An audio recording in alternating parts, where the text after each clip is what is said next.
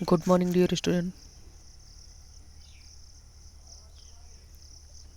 Today's last topic of some basic concept of chemistry. Last class में हम लोगों ने पढ़ा था कंसंट्रेशन इन सॉल्यूशन, जिसमें हमने तो मतलब ये टर्म पढ़ा था कि मोलरिटी जो होती हैं वो आपकी क्या होती हैं, मतलब मेन कंसंट्रेशन टर्म को डिफाइन करती हैं। और उसमें मतलब मोल फ्रैक्शन हमने पढ़ा था, मास परसेंट ऑफ एनी सॉल्यूशन। तो ये सारी चीज़ें हमने आपको बता ही दिया था।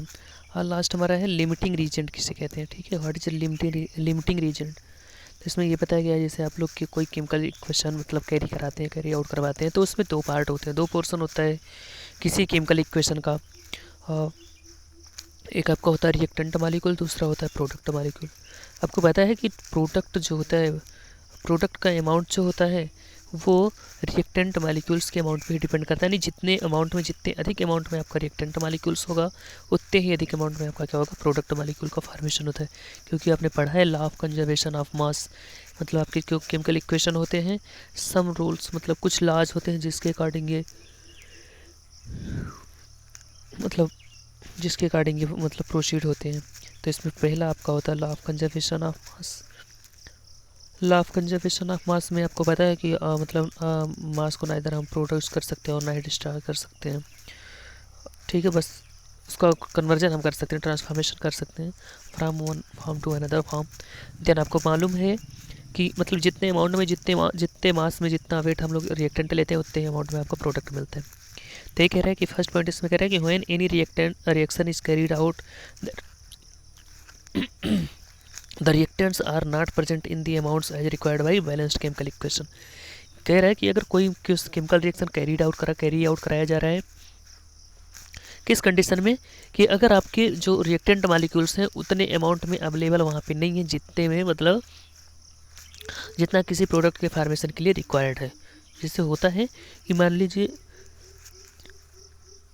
किसी प्रोडक्ट फार्मेशन के लिए मान लीजिए आपका रिक्वायरमेंट जो है, आपकी रिक्वायरमेंट है प्रोडक्ट की जो कुछ भी है 10 ग्राम है। ठीक है, मान लीजिए वहाँ पे रिएक्टेंट में वो 8 ही ग्राम प्रेजेंट है। तो ये क्या हो गया, मतलब रिक्वायरमेंट मतलब प्रोडक्ट का फार्मेशन, प्रोडक्ट का वेट आपका मान लीजिए 10 ग्राम होना है, जबकि आपका रिएक्टेंट आपके पास कितना मौजूद है, कितना अवेलेबल है, 8 ग्राम है, 5 ग्राम, मतलब 10 ग्राम नहीं अवेलेबल है। क्योंकि मास जो है कंजर्व रहता है, क्योंकि जितना मास आपका प्रोडक्ट का होगा उतना ही रिएक्टेंट का होना चाहिए। तो ये कह रहा है कंडीशन की बात कर रहा है, ऐसा नहीं है कि ऐसा होगा नहीं कभी, बट ऐसा कह रहा है कि कंडीशन के लिए कह रहा है। ठीक है, इन सच सिचुएशन मतलब इस तरह की सिचुएशन में कंडीशन में क्या होता है कि one reactant is in the over मतलब एक्सेस अमाउंट। अब आपको पता है कि इस मतलब लाइक इस कंडीशन में क्या होता है कि आपको पता है 2 or more रिएक्टेंट्स मतलब इट्सल्फ मतलब एक दूसरे के साथ कॉम्बिनेशन में पार्टिसिपेट करते हैं तभी रिएक्शन का फार्मेशन होता है, मतलब प्रोडक्ट का। देन क्या होगा, मान लीजिए कोई उसमें जो सब्सटेंस जो रिएक्टेंट मालिक्यूल एक्सेस अमाउंट में प्रेजेंट होगा, ठीक है,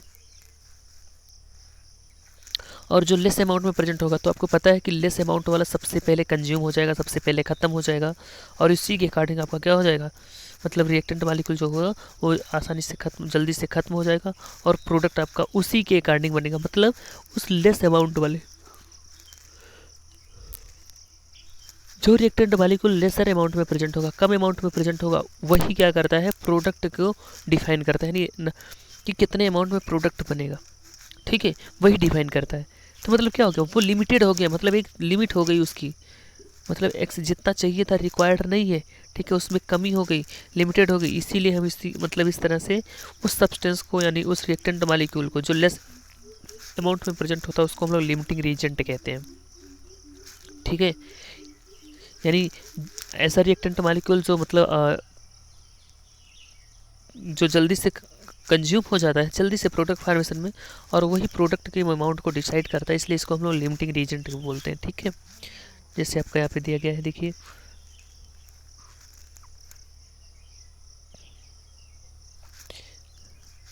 लिमिटिंग रीजेंट में कह रहा है the reactant use to first in the chemical reaction. ठीक है, मतलब एज लिमिटिंग रीजेंट की बात अगर हम करें, मतलब ऐसा कि रिएक्टेंट मालिक्यूल जो किसी केमिकल इक्वेशन में सबसे पहले यूज्ड हो जाता है, सबसे पहले खत्म हो जाता है। ठीक है, और एक्सेस रिएक्टेंट्स का मतलब ये होता है कि the reactants present in quantities greater than necessary to reactants which the quantity of the limiting reason. कहने का मतलब ऐसा रिएक्टेंट मॉलिक्यूल्स जो एक्सेस अमाउंट मतलब जो जितनी रिक्वायरमेंट हो उससे अधिक अमाउंट में प्रेजेंट हो, आपका क्या कहलाता है? एक्सेस अमाउंट या एक्सेस रिएक्टेंट्स कहलाता है। देखिए बेटा, आज की ये लास्ट क्लास है और इसमें जो आपके क्वेश्चंस हैं हमने आपको न्यूमेरिकल्स दे रखा है, आप इसको सॉल्व कर लेंगे। देखिए, calculate the molar mass of the following. अभी फॉलोइंग कंपाउंड्स की आपको मोलर मास कैलकुलेट करनी है। ठीक है, मोलर मास आप कैलकुलेट कर सकते हैं, 9th क्लास में पढ़ा था, 10th में भी आपने पढ़ा है। ठीक है, नेक्स्ट देखिए, कह रहे calculate the mass percent of different element present in this sodium sulphate. देखिए, हमने बताया था मास परसेंट कैलकुलेट करने के लिए मास परसेंट इक्वल टू होता है मास ऑफ मतलब particular element divide by total mass of substance. तो यहाँ पे देखिए Na2SO4 सोडियम सल्फेट आपका है, सोडियम सल्फेट है आपका। तो इसमें सोडियम का कितना अमाउंट प्रेजेंट है, ओवरऑल इसका मॉलिक्यूलर वेट निकाल लेंगे। यहाँ पे सोडियम का कंट्रीब्यूशन कितना है, 46 ग्राम हो जाएगा, क्योंकि सोडियम के 2 एटम प्रेजेंट है, Na2SO4 है।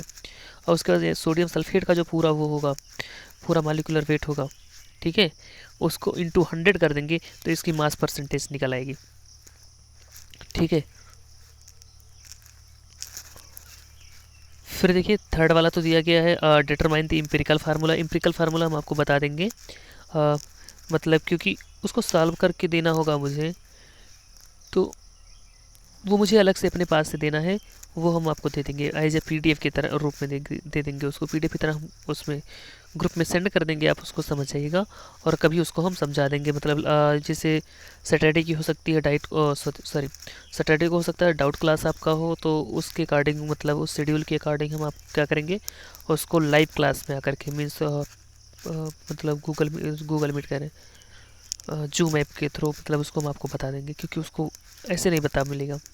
ठीक है, उसको अलग से थोड़ा अलग तरीके से बताना होगा, समझाना पड़ेगा, क्योंकि वहाँ पे आप लोगों का प्रेजेंट मतलब आप लोगों की प्रेजेंस कंपलसरी होगी। तो ये थर्ड तो आप रहने दीजिए। फिर देखिए, calculate the amount of carbon dioxide that could be produced when. तो ये सारे क्वेश्चन आप करेंगे और इसको कंप्लीट कर लेंगे। ठीक है, अगर कोई डाउट होगा तो आप पूछ लीजिएगा, और इसको सबमिट करके मतलब वो कॉपी में कंप्लीट करके ये जो क्वेश्चन हैं इतने सारे, इसको मतलब आप कॉपी सबमिट कर दीजिए।